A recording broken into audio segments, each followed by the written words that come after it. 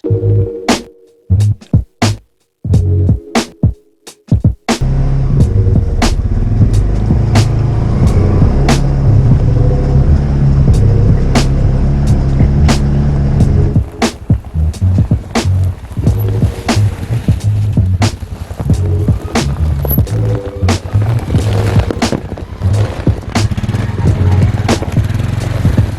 what's up guys? Thanks for clicking on another video of mine. If it's your first time here, I welcome you to subscribe.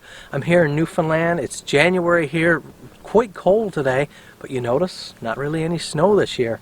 Just parked up on top of a little ridge here now, and I wanted to have a little chat about my new rig here. This is a 2021 Polaris Ranger 570-4. That is the listing of this bike if you want to look it up. It's also, some people call it the mid-size crew, but you notice it is a crew. It has 2 rows of bench seats, so there'll be a lot of content coming up on this machine here.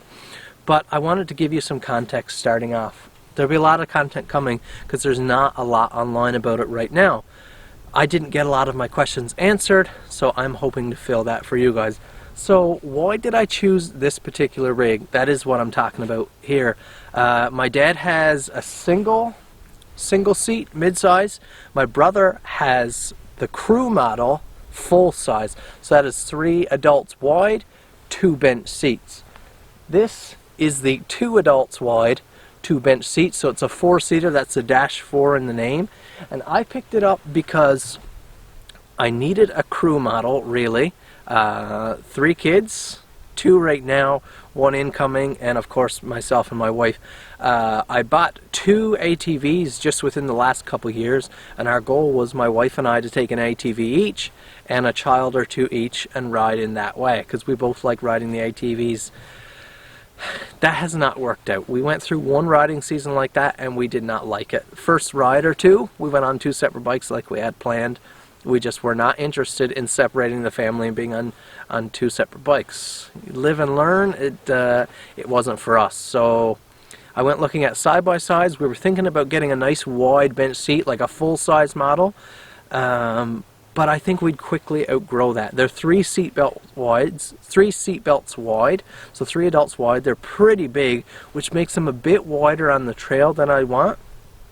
That's why I went with the mid-size. I like the narrow body frame. You can kind of pick around little slimmer trails, but I needed the extra seating capacity. And the 4 adults, if you imagine 2 adults wide, it actually gives you tons of room to put 3 children in the back. So it's easily a family vehicle. 2 adults up front, 2 or 3 kids in the back, no problem. I'm going to work on installing a 3rd seat belt in the middle of the front and back, because they are still wider. If 2 adults are sitting in there, 2 average sized adults, you're not bumping shoulders. You have a little breathing room between you, so a toddler or a young kid could sit there, no problem. So that is why I went with the mid-size crew.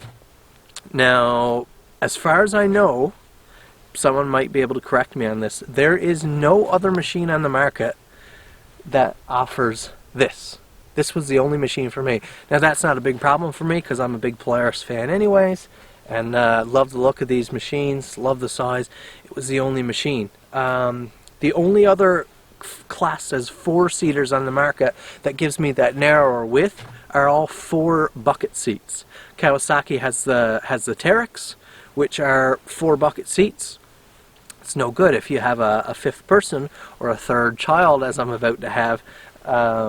Those 4 bucket seats are no good. There's nowhere, and I think they even have consoles in between or airspace in between, so there is no squeezing someone in there. With bench seats like the Ranger has, you can squeeze an extra person, just like a church pew. One thing I never liked, my local church has individual church seats all linked together, which is great because no one's going to ask you to squish over. But when I used to attend occasionally the church in the next town, they have big long pews like traditional church pews, and even though your seat was full, someone's friend comes along, they ask everyone to scooch down. And I never liked that because you always ended up losing your space for someone else's sake, but whatever. But that's the beauty of the bench seat. There is no mid-size in the Defender. The Commander has 4 bucket seats. What are the different models? Those are the Can-Am models I can think of. Like the Maverick and stuff, I think those are just 2 bucket seats. Or the Defender is also a full 6 adults. So a real big machine. They offer either 6 adults or 4 bucket seats. The Razor is like that. Oh, what else am I missing? Just you can go through all the options out there, and this is the only one that offers a small, narrow machine that's technically the size of a 4 adult machine, which is compact, but allows you to squeeze in an extra child or 2. So you could squeeze 4 adults in this machine, no problem. Or sorry, 5 adults. No problem, just in the back seat. The driver needs a little bit extra arm room, but in the back you could squeeze in 3 adults for a short ride. It might be a little bit cramped, but it'd be fine.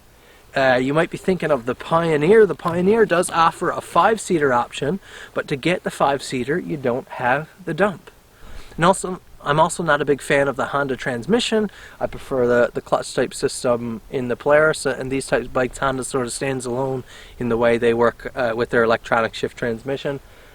But like I said, this for me was the ultimate choice.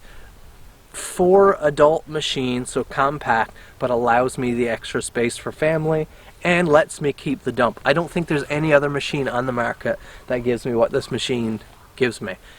Correct me if I'm wrong, leave it down in the comment section if you think there's another maker. I don't know if there are some of you European guys or some of you South American folk watching, maybe you know of off-brands, but the major brands, Honda, Can-Am, Kawasaki. You go with the Arctic Cat, they don't have a mid-size option. There's their full 3-seat Prowler or their 6-seat Prowler, which is massive. The size is absurd. So this best machine on the market for my needs, from what I can tell, out of all the options I know. So that is the reason for me to choose the mid-size 570 Crew. Would I have liked a bigger engine? Probably. Would have been nice to get like an 8 or the new 900 or the 850 Sportsman engine or something like that in there.